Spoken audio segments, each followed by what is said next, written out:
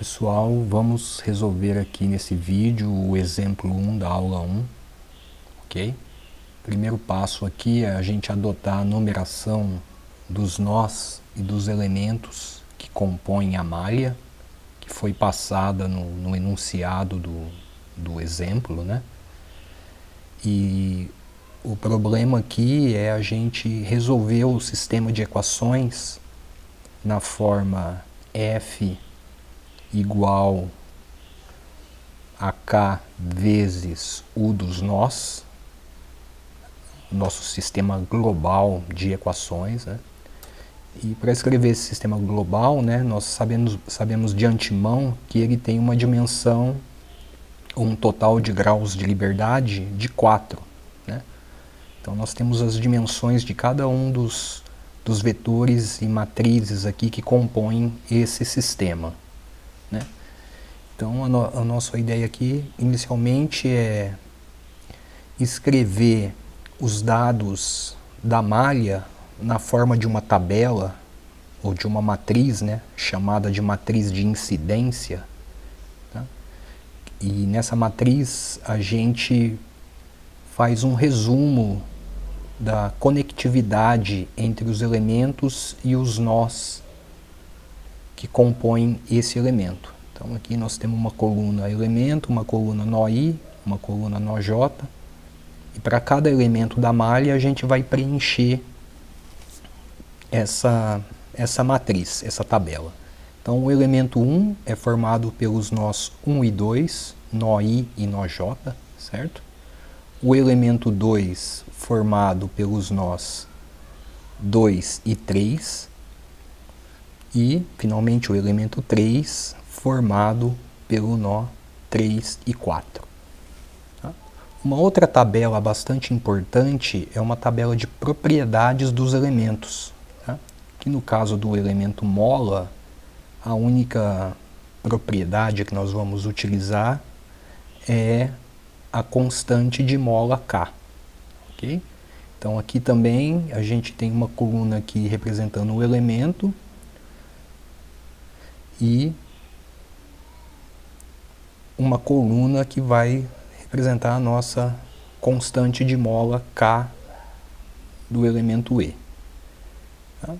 Então, novamente, para cada elemento que compõe a malha, o elemento 1, ele tem uma constante K que vale K, né, conforme a imagem. O elemento 2, uma constante 2K, e o elemento 3, a constante 3K. Ok? Então, esses são dados de entrada aí do nosso problema, né? E essas matrizes, tabelas, elas serão bastante úteis no desenvolvimento, principalmente da matriz de rigidez global. Né? Vamos ver como isso será feito.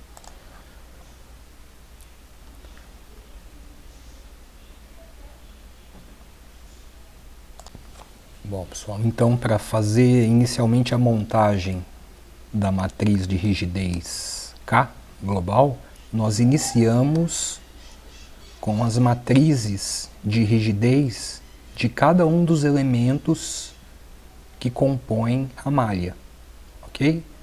No caso aqui, 3 elementos, né?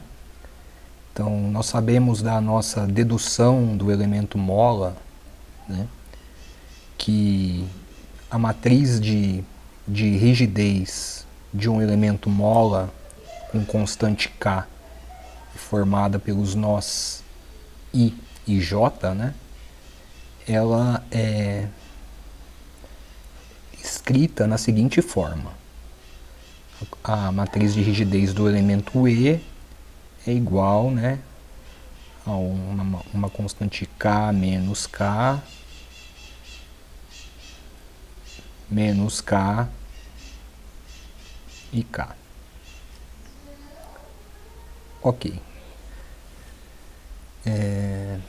Tendo esta expressão deduzida, né, nós podemos então escrever a matriz de cada um dos elementos, né, da nossa malha. Então a matriz K do elemento 1, que tem uma constante K, que agora a gente pode utilizar aqui a nossa tabelinha de propriedades, né, para preencher aqui as componentes de cada uma dessas matrizes.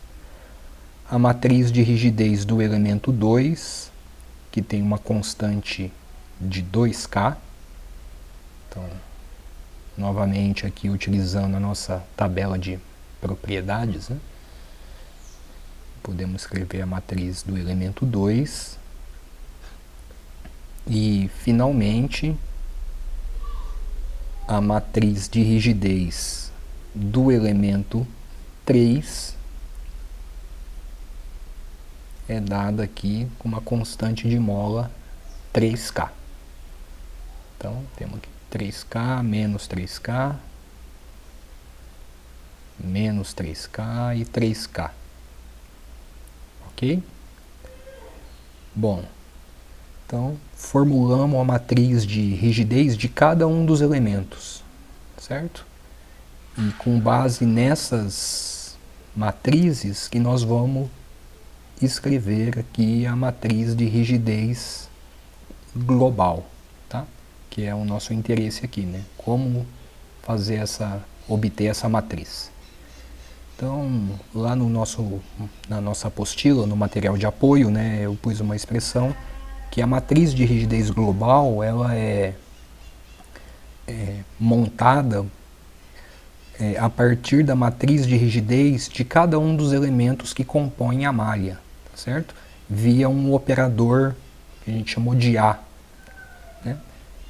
Então, o A que opera em cada uma das matrizes dos elementos. No nosso exemplo aqui, o NL são um total de 3 elementos, né?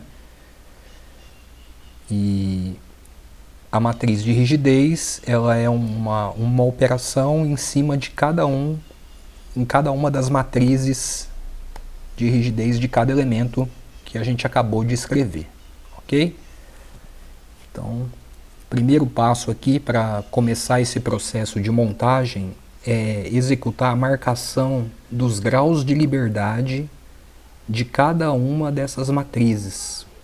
Então, para a matriz 1, a marcação de grau de liberdade é 1, 2, linha e coluna, ok? Na matriz 2, essa marcação é dada pelos nós IJ na forma 2, 3. Então, vou marcar as linhas e colunas 2, 3, 2, 3, para a matriz do elemento 2. E para a matriz do elemento 3, a marcação é 3, 4, 3, 4. Essa marcação é o que vai auxiliar aqui a montagem da matriz global, via aquele operador A maiúsculo, tá?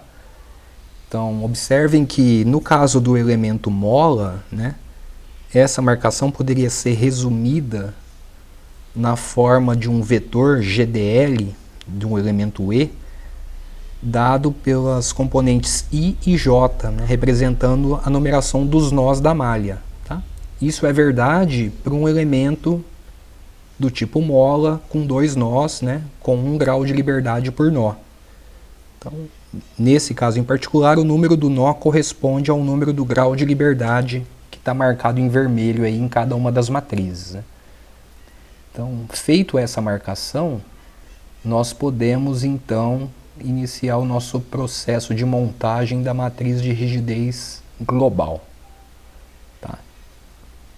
Então, dentro desse processo de montagem, o primeiro passo é a gente iniciar ou inicializar, né, a nossa matriz global, todas com componentes nulas. Tá?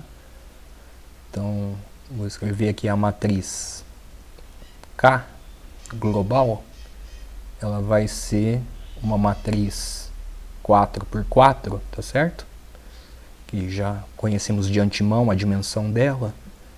Então vamos inicializar ela todas as componentes nulas. E depois nós vamos preencher cada posição com os valores ditados aí pela marcação dos graus de liberdade.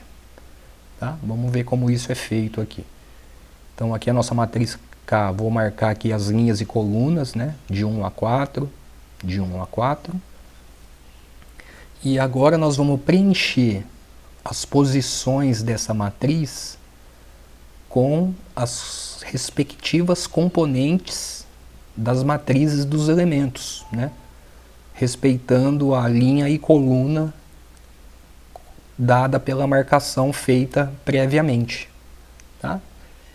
E em posições que eu tenho uma contribuição de mais de uma das matrizes aqui, a gente vai somando as contribuições, né? Vamos ver como isso acontece. Então, a matriz de rigidez K, ela vai ser dada aqui a posição, na posição linha 1. Vamos primeiro fazer a marcação das linhas e colunas, né? De 1 a 4 e de 1 a 4. Então, temos aqui a nossa matriz. E agora em cada posição, linha e coluna, vamos preencher os respectivos valores, né? Então na linha 1, coluna 1, eu tenho a contribuição da matriz de rigidez do elemento 1, que é a posição K. Linha 1 com coluna 1. Linha 2, linha 1 com coluna 2 menos K.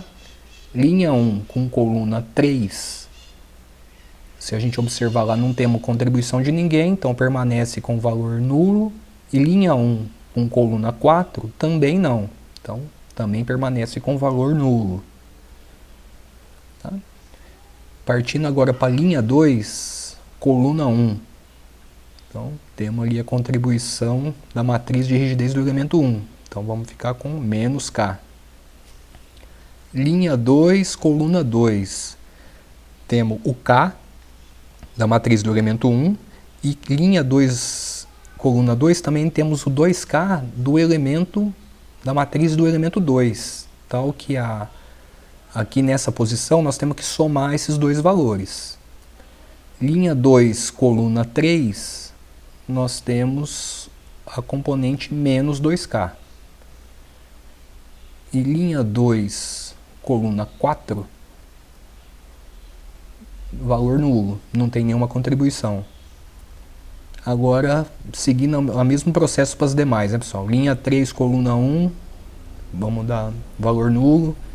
Linha 3, coluna 2, temos o menos 2K da matriz do elemento 2.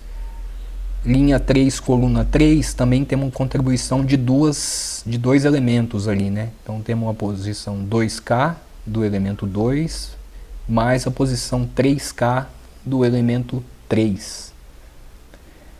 E linha 3, coluna 4, menos 3K.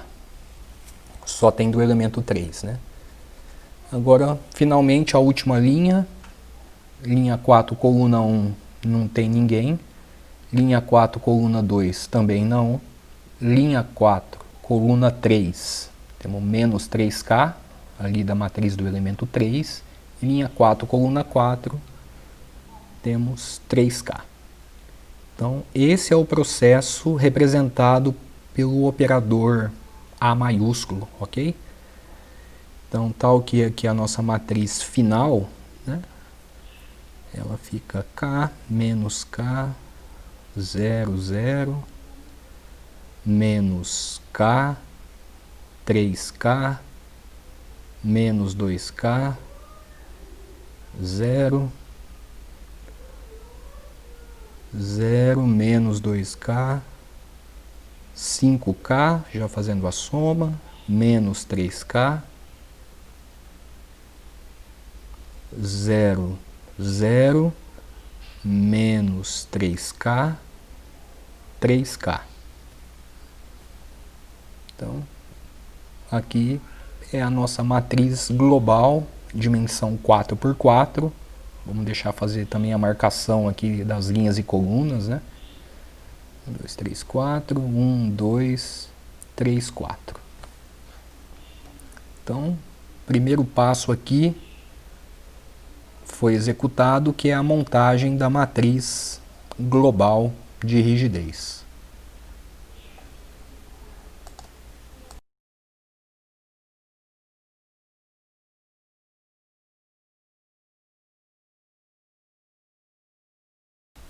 Bom, pessoal, é importante observar aqui as características da matriz de rigidez global obtida dela. A questão da simetria, da singularidade, né, determinante nulo, como está descrito na apostila, e a questão do formato em banda, né?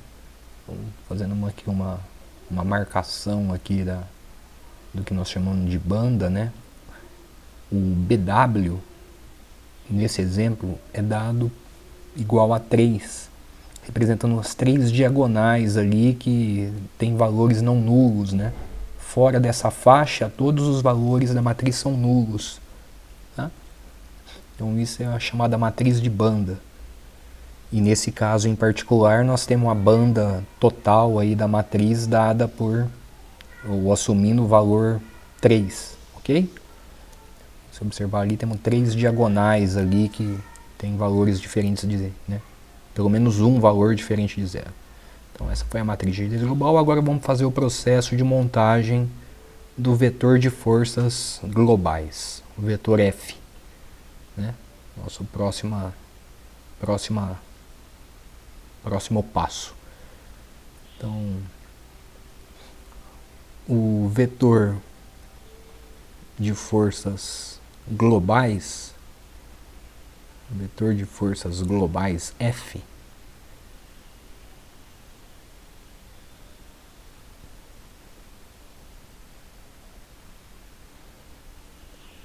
ele pode ser, ou ele é escrito, né, na seguinte forma, como a soma de duas parcelas, né, de um vetor P mais um vetor R, né, que é o vetor de forças impostas e o vetor de forças de reação. E sabemos de antemão que as dimensões aqui desses vetores é 4 por 1.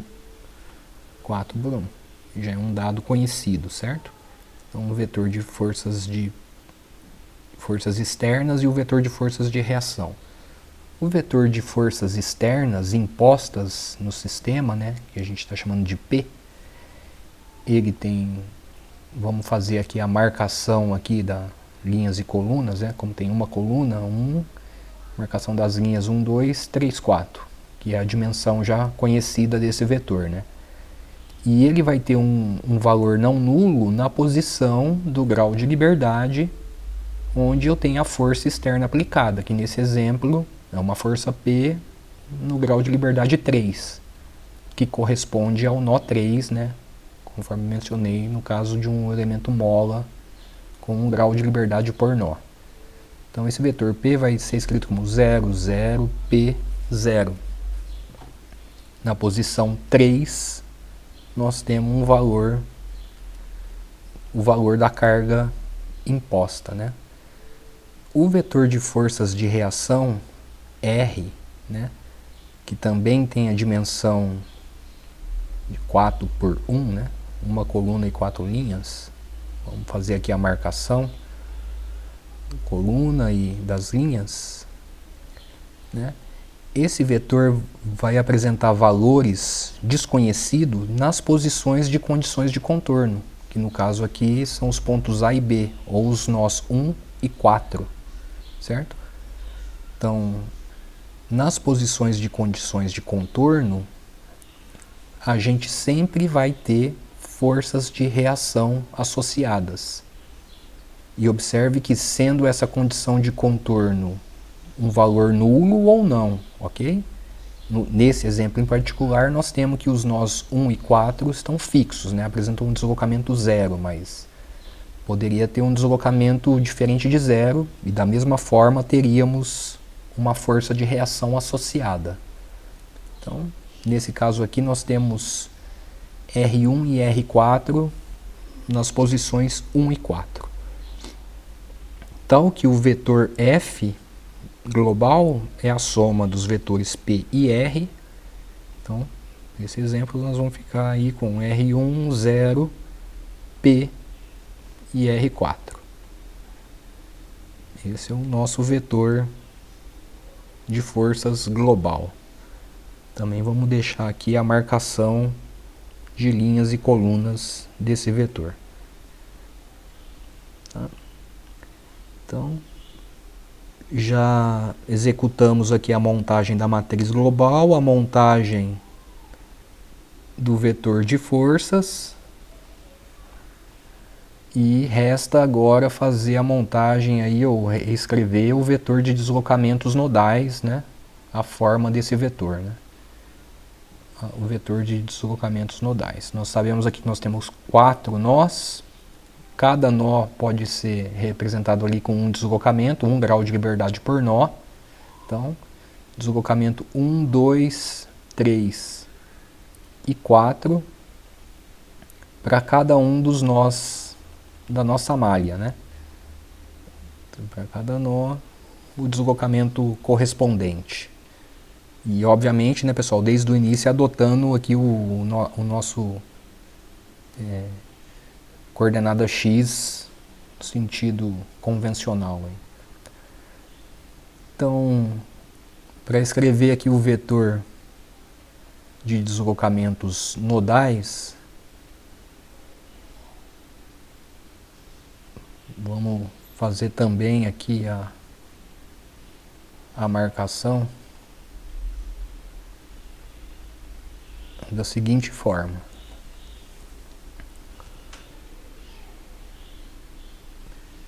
O nosso vetor UN, ele vai ser igual aos componentes de deslocamento de cada nó, ok? Sabemos também de antemão que ele tem a dimensão 4 por 1, né? É o total de graus de liberdade do nosso modelo, então nós temos aqui as componentes de deslocamento de cada um dos nós. 1, 2, 3 e 4.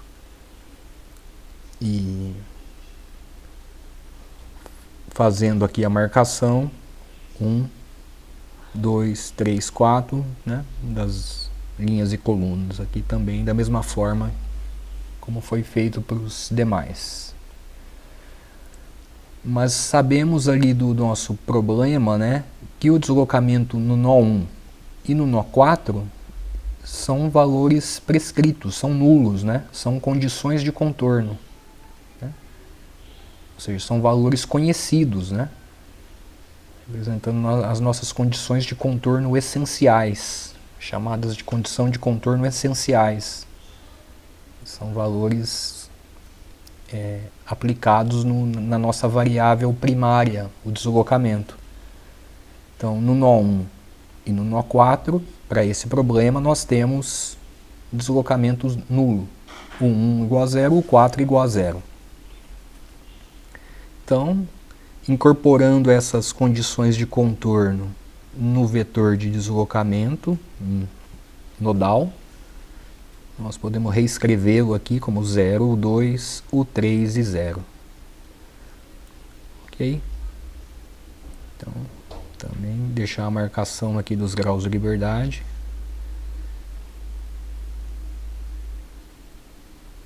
E importante observar aqui que na posição de aplicação de condição de contorno, nós temos as forças de reação associadas. Né? Então, escrevendo o nosso vetor de deslocamentos nodais.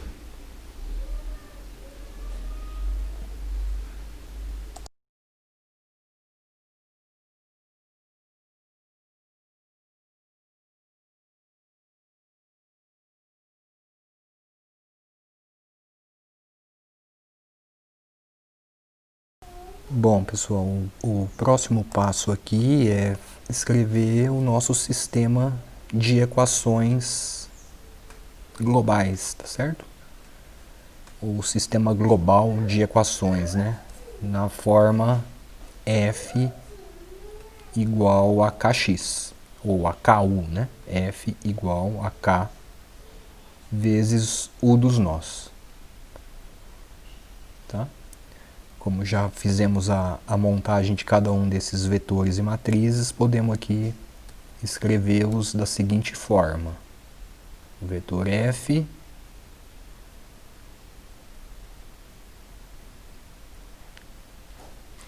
igual a matriz de rigidez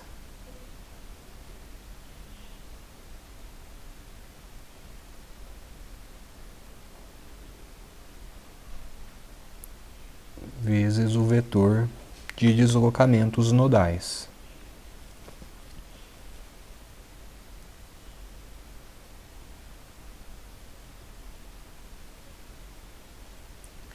E, obviamente, nós queremos determinar aqui o deslocamento do nó 2 e do nó 3, que são os valores desconhecidos, e, adicionalmente, as reações R1 e R4, que também são valores desconhecidos. Ok? Então, para facilitar esse processo de determinação dessas incógnitas, né, nós podemos executar aqui aquele passo de particionamento do sistema. Tá?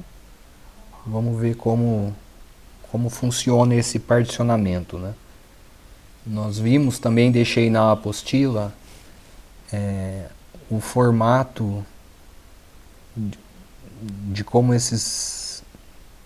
os vetores e matrizes são arranjados, né, dentro de cada uma das componentes aqui. Então o vetor F, né, ele fica particionado em duas parcelas, RE e FF. A matriz de rigidez fica particionada em 4 submatrizes, né, KE, KEF, o KEF transposto e o KF, e o vetor de deslocamentos nodais também fica particionado como 2 subvetores, né, que nós chamamos de UE e UF. Ok? Esse é o formato do particionamento, né, que nós estamos adotando aí no curso. Agora vamos escrever cada um dessas submatrizes e subvetores. Né? O primeiro aqui, o UE, nós vamos ver que o E aqui, o sobrescrito E, refere-se à condição de contorno, a condição de contorno essencial. Né? Então, que nesse exemplo é dado nos nós 1 e 4 com valor nulo. Né? Então, a marcação do sobrescrito E refere-se aos graus de liberdade das condições de contorno, que são valores conhecidos. E nesse exemplo seria a posição 1 e 4. O subvetor UF é o complemento, né, do vetor global, que seria a posição 2 e 3, e o F aqui refere-se às posições livres, né? Então, no caso aqui, tudo que for sobrescrito F é dado pela posição do grau de liberdade que está livre, que não tem condição de contorno aplicada e que se torna uma incógnita no problema. Né? Nesse exemplo, 2 e 3, que são as posições que a gente quer determinar. Né? Então, escrevemos o subvetor de deslocamento E e o subvetor de deslocamento UF, o E e o F. Agora vamos escrever o subvetor de forças RE. Esse subvetor segue a mesma ideia do deslocamento. Nós vamos pegar a posição 1 e 4 do vetor global, que seria a posição onde tem condições de contorno, as condições essenciais, né? Que seria a posição R1 e R4, referentes à linha 1 e 4. Então, posição 1 e 4 do RE. O subvetor FF seria o complemento, né, que seriam as posições 2 e 3. Tá?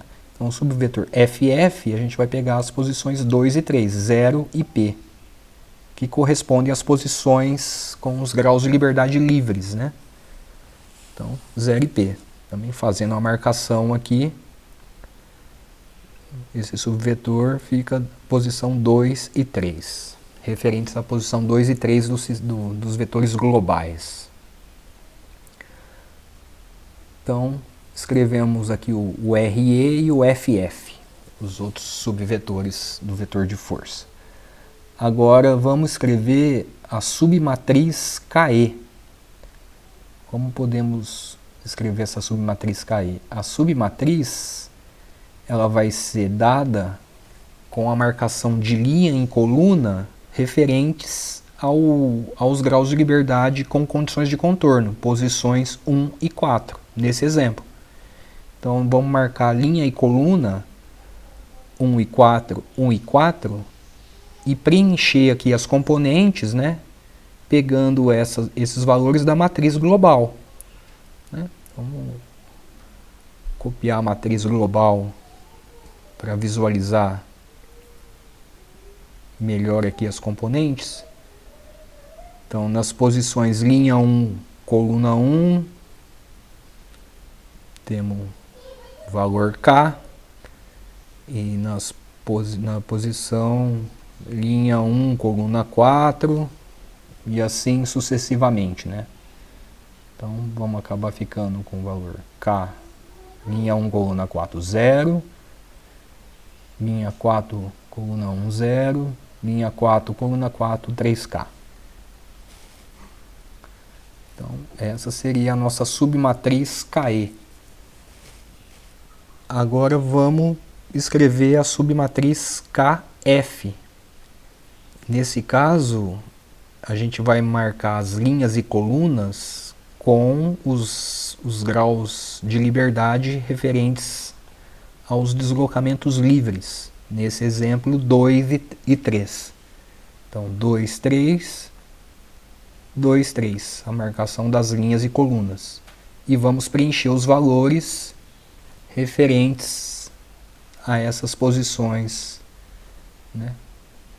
Pegamos aqui como base a matriz global. Então, posição 2, 2, posição 2 com 3, posição 2, 3 com 2, 3 com 3. Conseguimos aqui escrever a nossa matriz KF. Então, temos preenchido aqui a matriz KE, a matriz KF, resta escrever a matriz KEF, né? Tendo a matriz KF, obviamente a transposta também já é dada, né? Já é conhecida. Então, a matriz KEF, ela vai ter a seguinte marcação de linhas e colunas. A marcação das linhas é dada pelo sobrescrito E, que se refere às condições de contorno. Então, as marcações das linhas será dado pelas posições 1 e 4. Agora, a marcação das colunas já é dada pelo sobrescrito F, refere-se aos graus livres, né? Que nesse exemplo é a posição 2 e 3. Então, é por isso que a gente chama de matriz cruzada, né? E fazendo aqui o preenchimento das componentes, como foi feito nas anteriores, né? Linha 1, coluna 2, linha 1, coluna 3. Nós conseguimos aqui escrever essa submatriz. Vai ficar menos K, 0, 0, menos 3K. Então, dessa forma nós temos, nós determinamos aqui todos esses subvetores e submatrizes, né? A matriz transposta é aplicar a transposta aqui. Então, já um valor determinado, né?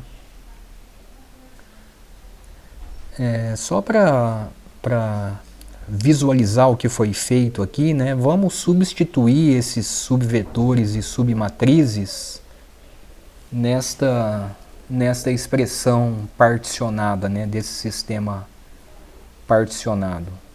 Só para tentar visualizar como foi rearranjado os sistemas de equações, né? Então, o subvetor RE, agora vamos substituir aqui o que a gente determinou, R1, R4, com o subvetor FF, 0P, e vamos substituir as submatrizes aí nas posições correspondentes também.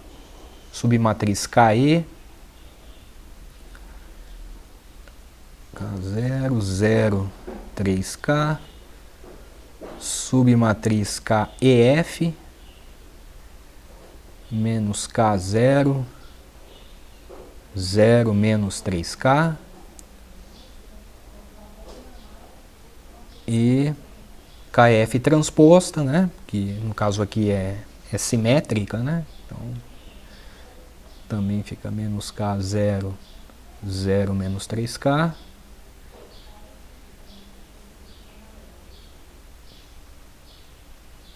E finalmente a matriz KF, que é dada ali por 3K menos 2K, menos 2K, 5K. E vamos escrever aqui o subvetor UE, nesse exemplo 0, 0, e o subvetor UF, nesse exemplo U2 e U3. Tal que essa é o nosso sistema, né, rearranjado, né, na forma daquelas subvetores e submatrizes, né? E vamos comparar ele com o sistema global inicial, né?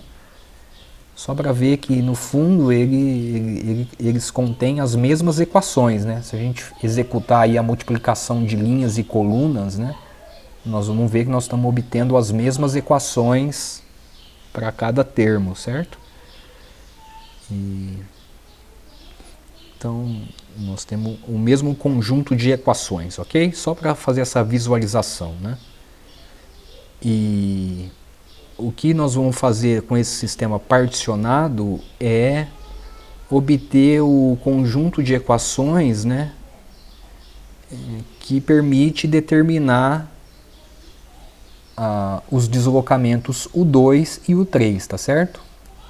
Então, para fazer isso, a gente faz a multiplicação aqui da segunda linha ali dessa equação matricial, né? Então, o subvetor FF é igual, fazendo a multiplicação da segunda linha com a coluna, né? Fica KEF transposto vezes KF vezes UE, né? Mais KF vezes UF, né? Multiplicação da segunda linha da matriz com a coluna UE e UF. Rearranjando aqui a equação, passando o termo KF transposto para o lado esquerdo, né, vezes UE, isso é igual a KF vezes UF. Esse termo aqui a gente está chamando de um vetor F barra igual a KF vezes UF. Para ficar mais reduzida aqui a equação. KF vezes UF. Observem que nós temos todos os valores que permitem, né, escrever esse novo sistema. Ok? Então vamos primeiro escrever esse F barra, que a gente falou que é o FF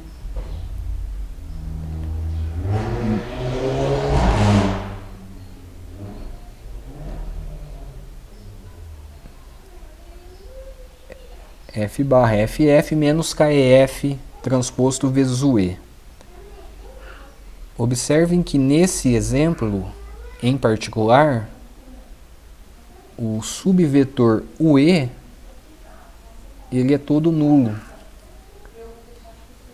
né? Porque as condições de contorno nesse exemplo são 0 e 0. Né? Tal que a multiplicação aqui, obviamente, vai me fornecer um vetor nulo, né? Vamos representar aqui como um 0. Certo? Dessa forma, nós temos que o nosso subvetor f barra acaba sendo igual ao subvetor ff, que é igual, nós já escrevemos esse subvetor ff, 0p. Então, reescrevendo aqui o nosso sistema, o f barra vai ficar como 0p igual, vamos substituir aqui o kf, que já determinamos, copiar ele aqui, vezes o f, que observe que o f é justamente o vetor que a gente quer determinar, né? As componentes que a gente quer determinar, o 2 e o 3, certo? Então, que aqui nós temos um novo sistema, né? Agora com duas equações, duas incógnitas, né? E é um sistema reduzido, tá certo? Em relação ao sistema original. Essa é a grande vantagem do particionamento, né? A gente mantém ali na equação só o que a gente quer determinar de incógnita, né? Das variáveis primárias de deslocamento. Executando aqui a solução, né? Chegamos aqui no deslocamento U2 e U3. O2, 2p sobre 11k, e o 3, 3p sobre 11k.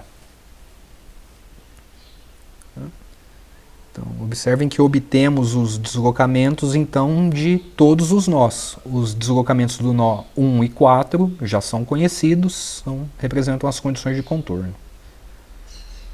E uma outra fato interessante aqui, vale a pena comentar, pessoal, é que se a gente observar nesse exemplo em particular, como as condições de contorno são nulas, né, são todas zero, uma forma de obter esse sistema reduzido, né, uma forma mais rápida, é eliminar a linha e a coluna na matriz de rigidez aqui correspondente à posição da condição de contorno. Então, linha 1, coluna 4, coluna 1 e coluna 4. Né? Tal que o sistema que resta ali é justamente o sistema reduzido. Né? Isso é válido quando as condições de contorno são todas nulas. Tá? Quando não são, a gente tem que desenvolver esse conjunto de equações anteriores, né? Seguir esse processo. Okay? Quando são nulas, pode ser um atalho, né? Para se obter o sistema reduzido. Então, dessa forma aqui, obtemos os deslocamentos U2 e U3. Bom, pessoal, essa então foi a etapa aí de solução do nosso sistema de equações, né? E determinamos assim as componentes de deslocamento, né? Todos os deslocamentos nodais. Tal que o vetor de deslocamento, né, passa a ser, o vetor de deslocamento nodal passa a ser conhecido. Né? Uma etapa posterior à determinação dos deslocamentos, né, é a determinação das reações de apoio, que pode ser feita pela multiplicação da primeira linha ali do nosso sistema particionado. Né? E essa etapa a gente, em geral, chama de recuperação de resultados. Essa etapa posterior à determinação dos deslocamentos. Né?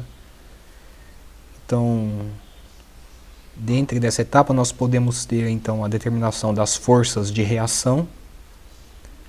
Né? E novamente aqui, né, a expressão de determinação pode ser feita pela multiplicação da primeira linha com a primeira coluna, com a coluna ali do nosso sistema particionado, né? Então nós temos RE igual KE vezes UE mais KEF vezes UF. Aqui observem que agora o vetor UF já é conhecido, né? Que continha ali as componentes U2 e U3, né?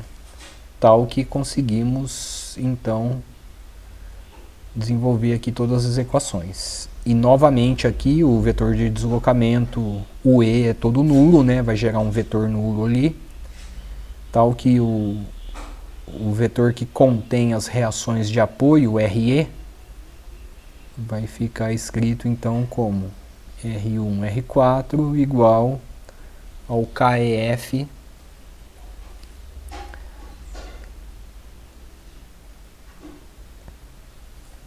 nesse exemplo aqui, menos K, 0, 0, menos 3K, vezes o F, que é dado por o 2 e o 3, que já foram determinados. O KEF também já foi determinado, e os valores de U2 e U3 já são conhecidos da etapa anterior. Tá? Executando aqui a solução aqui desse conjunto de equações, chegamos aqui em R1 igual, substituindo os valores de U2 e U3, né? R1 igual menos 2P sobre 11 e R4 igual a menos 9P sobre 11. Então aqui dessa forma conseguimos também determinar os valores das forças de reação nas posições dos nós 1 e 4. É interessante observar aqui, pessoal, a questão do sinal negativo, né? Isso representa que a orientação inicialmente assumida, né, que a gente adotou ali, ela é invertida, né? Podemos visualizar um DCL aqui do nosso sistema da seguinte forma, né, aplicando as forças no sentido oposto ao que foi adotado inicialmente, né? Então aqui vou escrever a força do R4 menos 9P sobre 11 e a força R1 2P sobre 11, já eliminando o sinal aqui e mantendo apenas a orientação. Tal que aqui a somatória de forças em X garante o equilíbrio, né? Somar as forças aqui mais a carga P, nós vamos ver que vai dar zero. Ou seja, o sistema está em equilíbrio, né? Conforme esperado, né? Então, as forças de reação equilibram a carga P, né? E um segundo tópico aqui possível também de ser feito, né, pessoal, é a determinação das forças internas de cada um dos elementos, né? As forças internas, a gente também deduziu uma equação por elemento mola, né? Na forma F minúsculo E, né, de cada elemento, é uma matriz de rigidez de cada elemento vezes o deslocamento dos nós de cada elemento. Agora não mais o global, né? Agora nós estamos formulando novamente cada um dos elementos. Então podemos escrever aqui a força interna no elemento 1 igual a matriz de rigidez do elemento 1 e o vetor de deslocamentos nodais do elemento 1. Ok? Então vamos executar essa multiplicação aqui. A matriz de rigidez do elemento 1 a gente já escreveu, né? K menos K e K. E os deslocamentos nodais do elemento 1 é dado aqui pelos nós 1 e 2, vamos reescrever aqui a numeração para visualizar melhor. Numeração dos nós e dos elementos que foi assumida aí na solução do problema, né? Então, no caso do elemento 1, os deslocamentos dos nós do elemento 1 têm a posição o 1 e o 2, tá? Que já tem seus valores conhecidos das etapas anteriores. Então, executando aí, substituindo e executando a multiplicação, né? Sabemos que o 1 é a condição de contorno e o 2 foi o valor já calculado, 2p sobre 11k. Né? Executando aí a multiplicação, nós vamos chegar nas seguintes forças internas, né? Menos 2p sobre 11 e 2p sobre 11. Forças internas aí no nó I e no nó J, né? No elemento 1. Podemos fazer o mesmo procedimento para o elemento 2. É a matriz de rigidez do elemento 2 vezes o deslocamento dos nós do elemento 2.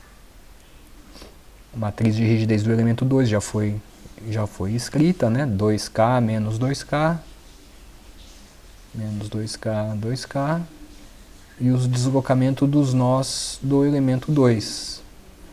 Para o elemento 2, os deslocamentos, os nós correspondentes são os 2 e 3. Então, o deslocamento dos nós do elemento 2 é o 2 e o 3. 2 e o 3. Novamente aqui, substituindo os valores de U2 e U3 e executando a multiplicação, a gente obtém aí as forças internas no elemento 2. Menos 2p sobre 11, 2p sobre 11.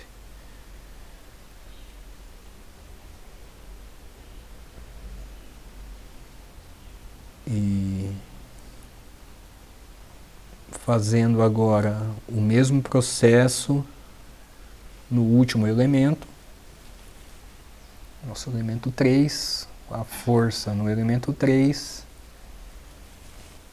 igual matriz de rigidez do elemento 3 vezes o deslocamento dos nós do elemento 3, nó I e nó J do elemento 3, né?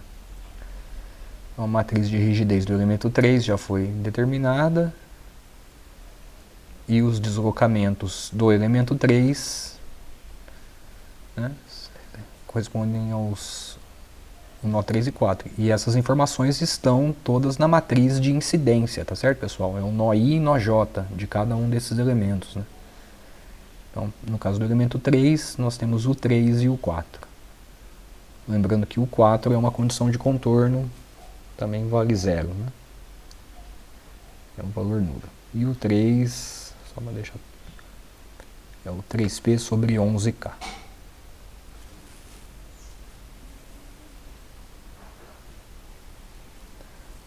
Então, novamente aqui desenvolvendo a multiplicação aí, substituindo os valores de deslocamento e executando a multiplicação, chegamos aqui em 9p sobre 11 menos 9p sobre 11.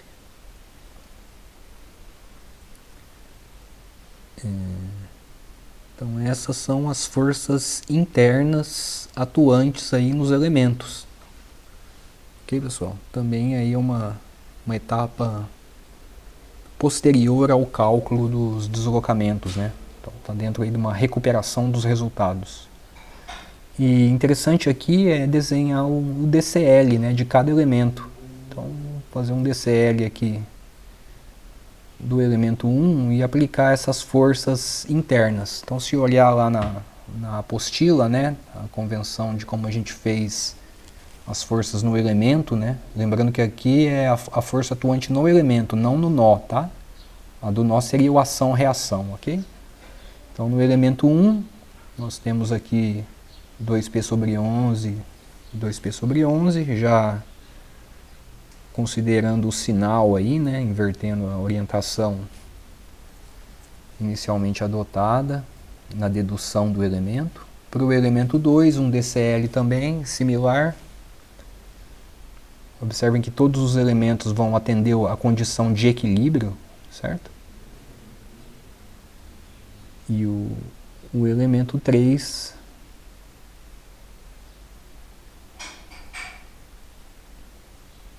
também vai ter o seu DCL atendendo o equilíbrio, né?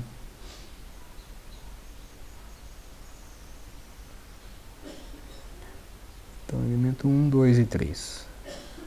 E aqui, considerando a convenção lá da apostila, tá certo, pessoal? A orientação dos vetores aqui conforme a convenção de dedução do elemento, né? Sendo que aqui é um valor,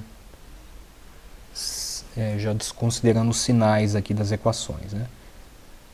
Então, observe aqui que temos elementos em tração, elemento em compressão, conforme esperado, né?